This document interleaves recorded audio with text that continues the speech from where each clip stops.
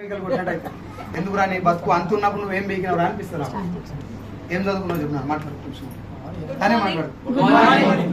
మనీషా, హైదరాబాద్ మాది. Degree student. నేను కూడా డిగ్రీ స్టూడెంట్ కూడా ఎంటర్ అయినా. ఫస్ట్ నేను వచ్చిన ఓన్లీ హెల్త్ పర్పస్ వచ్చిన.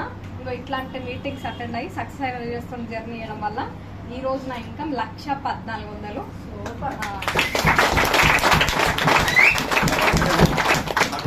మామూలుగా జనరల్ గా లేడీస్ కు ఫాదర్ అంటే బాగా ఇష్టం ఉంటుంది, అవునా కదా?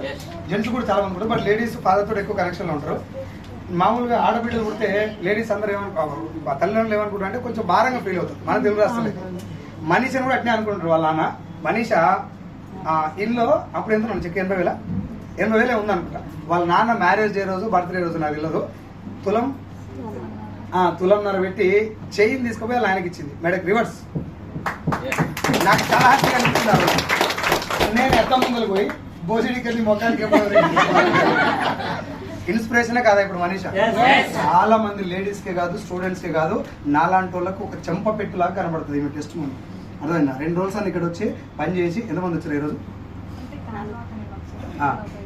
2 తెచ్చుకుంది. ఇక్కడ గాజువాక నేను అక్కడ మీటింగ్ లో పెట్టింది. రేపు విజయవాడ కదా, రేపు విజయవాడకు మేడం చీఫ్ గెస్ట్.